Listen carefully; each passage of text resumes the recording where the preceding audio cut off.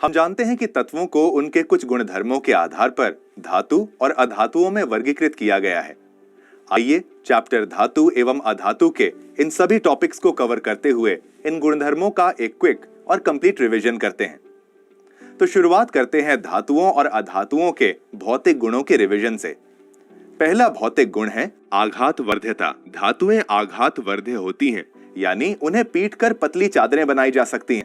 सोना और चांदी सबसे अधिक आघात वर्ध्य धातु हैं, वहीं अधातुएं पीटने पर टूट जाती हैं, यानी वे भंगुर होती हैं। अगला गुण है तन्यता। धातुएं तन्य होती हैं, अर्थात उन्हें खींचकर तार बनाए जा सकते हैं। सोना सबसे अधिक तन्य धातु है, जबकि अधातुएं तन्य नहीं होती। यदि हम उनकी तापीय और विद्युत चालकता के बारे में बात करें तो धातुएं ऊष्मा और विद्युत दोनों की अच्छी चालक होती हैं। चांदी और तांबा ऊष्मा के सबसे अच्छे चालक हैं। दूसरी ओर अधातुएं ऊष्मा और विद्युत दोनों की कुचालक होती हैं। धातुएं चमकदार होती हैं। दूसरी ओर आयोडीन के अतिरिक्त कोई भी अधातु चमकदार नहीं होती। सोडियम, लिथियम और पोटेशियम जैसी कुछ धातुओं को छोड़कर सभी धातुएं कठोर हैं, जबकि हीरे को छोड़कर सभी अधातुएं आमतौर पर मुलायम होती हैं। अगर हम गलनांक और क्वथनांक की बात करें तो धातुओं के क्वथनांक और गलनांक का मान अधिक होता है, वहीं अधातुओं में हीरे के अतिरिक्त सभी के गलनांक और क्वथनांक का मान कम होता है। मरकरी जो एक तरल है, उसके अतिरिक्त सभी धातुएं कमरे के तापमान पर ठोस होती हैं। दूसरी ओर अधातुएं कमरे के तापमान पर ठोस, तरल या गैसीय किसी भी अवस्था में हो सकती हैं। अंतिम गुणधर्म है ध्वनिकता। धातुएं प्रकृति में ध्वनिक होती हैं, जबकि अधातुएं अध्वनिक होती हैं। चलिए अब धातुओं के रासायनिक गुणधर्मों को रिवाइज करते हैं। सभी धातुएं ऑक्सीजन के साथ अभिक्रिया करके धातु ऑक्साइड बनाती हैं। उदाहरण के लिए जब तांबे को वायु में गर्म किया जाता है तो यह ऑक्सीजन के साथ मिलकर कॉपर सेकंड ऑक्साइड बनाता है, जो एक काला ऑक्साइड है। इसी तरह एल्यूमिनियम ऑक्साइड बनाता है। पोटेशियम और सोडियम जैसी धातुएं ऑक्सीजन के साथ इतनी तीव्रता से अभिक्रिया करती हैं कि खुले में रखने पर उनमें आग लग जाती है। इसी कारण से उन्हें हमेशा मिट्टी के तेल में डुबाकर रखा जाता है। धातु ऑक्साइड प्रकृति में क्षारकीय होते हैं और इनमें से कुछ जल में घुलकर क्षार बनाते हैं। जैसे जब सोडियम ऑक्साइड और पोटेशियम ऑक्साइड को जल में मिलाया जाता है तो वे घुलकर क्षार बनाते हैं।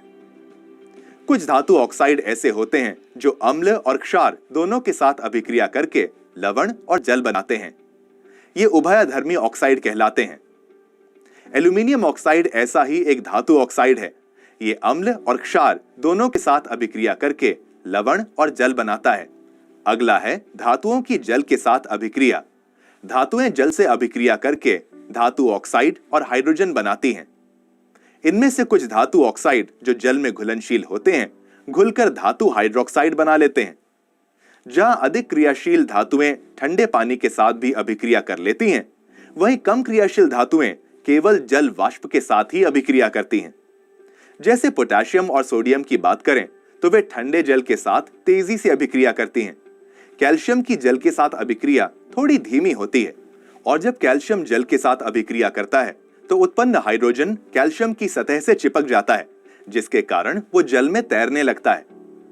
मैग्नीशियम ठंडे जल से अभिक्रिया करता ही नहीं है, ये गर्म जल के साथ अभिक्रिया करके मैग्नीशियम हाइड्रोक्साइड और हाइड्रोजन गैस बनाता है। यह भी हाइड्रोजन के बुलबुलों के कारण जल में तैरने लगता है। एल्यूमिनियम, लोहा और जस्ता जैसी धातुएं ठंडे या गर्म किसी भी जल से अभिक्रिया नहीं करती, लेकिन वे जल वाष्प के साथ अभिक्रिया करके धातु ऑक्साइड और हाइड्रोजन गैस बनाती हैं। धातुओं का तीसरा महत्वपूर्ण रासायनिक गुण अम्लों के साथ उनकी अभिक्रिया है। धातुएं तनु अम्लों से अभिक्रिया करके धातु लवण तथा हाइड्रोजन गैस बनाती हैं। जैसे सोडियम, पोटेशियम, कैल्शियम, मैग्नीशियम, ये सभी डाइल्यूट HCl के साथ अभिक्रिया करके अपने क्लोराइड बनाती हैं और हाइड्रोजन गैस उत्सर्जित करती हैं। लेकिन जब धातुएं नाइट्रिक अम्ल के साथ अभिक्रिया करती हैं, केवल मैग्नीशियम और मैंगनीज ही हाइड्रोजन गैस उत्सर्जित करती हैं। ऐसा इसलिए क्योंकि नाइट्रिक अम्ल एक प्रबल ऑक्सीकारक होता है, तो ये उत्सर्जित होने वाली हाइड्रोजन गैस का ऑक्सीकरण करके जल बना देता है। सोना और प्लैटिनम जैसी कुछ धातुएं किसी भी डाइल्यूट एसिड के साथ अभिक्रिया नहीं करती। ये केवल एक्वा रीजिया के साथ ही अभिक्रिया करती हैं, जो कॉन्सेंट्रेटेड हाइड्रोक्लोरिक एसिड और कॉन्सेंट्रेटेड नाइट्रिक एसिड का 3:1 का एक मिश्रण होता है। धातुएं अन्य धातु लवणों के साथ भी अभिक्रिया करती हैं, जिसमें एक अधिक अभिक्रियाशील धातु कम अभिक्रियाशील धातु को उसके लवण से विस्थापित कर देती है। ये अभिक्रियाएं विस्थापन अभिक्रियाएं कहलाती हैं। ये विस्थापन अभिक्रियाएं अलग अलग धातुओं की सक्रियता के अनुसार होती हैं, जो इस श्रेणी में दिखाई गई हैं। यहां हम देख सकते हैं कि पोटेशियम सबसे अधिक अभिक्रियाशील धातु है और सोना सबसे कम अभिक्रियाशील धातु है। तो पोटेशियम इन सभी धातुओं को उनके लवणों से विस्थापित कर सकता है। आखिरी प्रकार की अभिक्रियाएं हैं धातुओं की अधातुओं के साथ अभिक्रिया। जब कोई धातु अधातु के साथ अभिक्रिया करती है तो वो अपने संयोजक इलेक्ट्रॉनों को अधातु को दे देती है, जिससे उनके बीच एक आयनिक बंध बनता है। जैसे जब सोडियम क्लोरीन के साथ अभिक्रिया करता है तो सोडियम अपने एक संयोजी इलेक्ट्रॉन को क्लोरीन को देता है और NaCl बनाता है, जो एक आयनिक यौगिक है। इसी प्रकार जब मैग्नीशियम क्लोरीन के साथ अभिक्रिया करता है तो यहाँ मैग्नीशियम अपने दोनों संयोजी इलेक्ट्रॉनों को क्लोरीन को दे देता है और मैग्नीशियम क्लोराइड बनाता है। यह भी एक आयनिक यौगिक है। इन आयनिक यौगिकों की कुछ सामान्य विशेषताएं होती हैं, जैसे वे कठोर और भंगुर होते हैं और उनके गलनांक और क्वथनांक भी अधिक होते हैं। ये जल में घुलनशील होते हैं, लेकिन केरोसिन और पेट्रोल में नहीं घुलते। और ये ठोस अवस्था में विद्युत के चालक नहीं होते, लेकिन गलित अवस्था में इनमें विद्युत प्रवाहित हो जाती है। चलिए अब रिवाइज करते हैं कि धातुओं को प्राप्त कैसे किया जाता है। धातुएं ये भी एक आयनिक यौगिक है। इन आयनिक यौगिकों की कुछ सामान्य विशेषताएं होती हैं, जैसे वे कठोर और भंगुर होते हैं और उनके गलनांक और विद्युत प्रवाहित हो जाती है। चलिए अब रिवाइज करते हैं कि धातुओं को प्राप्त कैसे किया जाता है। धातुएं भूपर्पटी में खनिजों के रूप में उपस्थित होती हैं, लेकिन कुछ ही खनिज ऐसे होते हैं जिनमें धातु इतनी अधिक मात्रा में उपस्थित होते हैं कि उनमें से धातु को निकाला जा सके। ऐसे खनिज अयस्क कहलाते हैं। धातुओं को उनके अयस्कों से उनकी अभिक्रियाशीलता के आधार पर अलग अलग तरीकों से निकाला जाता है। सोडियम, मैग्नीशियम, कैल्शियम और एल्यूमिनियम जैसे अधिक क्रियाशील धातुओं को उनके पिघले हुए क्लोराइड के विद्युत अपघटन द्वारा प्राप्त किया जाता है। इस प्रक्रिया में धातु कैथोड पर प्राप्त होती है और क्लोरीन गैस एनोड पर मुक्त होती है। सक्रियता श्रेणी के मध्य में स्थित धातुओं के लिए दो विधियों का उपयोग किया जाता है। यदि धातु अपने सल्फाइड के रूप में उपस्थित है तो इसे वायु की अधिकता में गर्म करके इसके ऑक्साइड में परिवर्तित किया जाता है। इस प्रक्रिया को भर्जन कहा जाता है। और यदि धातु अपने कार्बोनेट के रूप में उपस्थित है तो इसे वायु की सीमित मात्रा में गर्म करके इसके ऑक्साइड में परिवर्तित कर दिया जाता है। ये प्रक्रिया निस्तापन कहलाती है। इन दोनों विधियों से प्राप्त ऑक्साइड्स को कार्बन द्वारा अपचयित करके शुद्ध धातु प्राप्त की जा सकती है।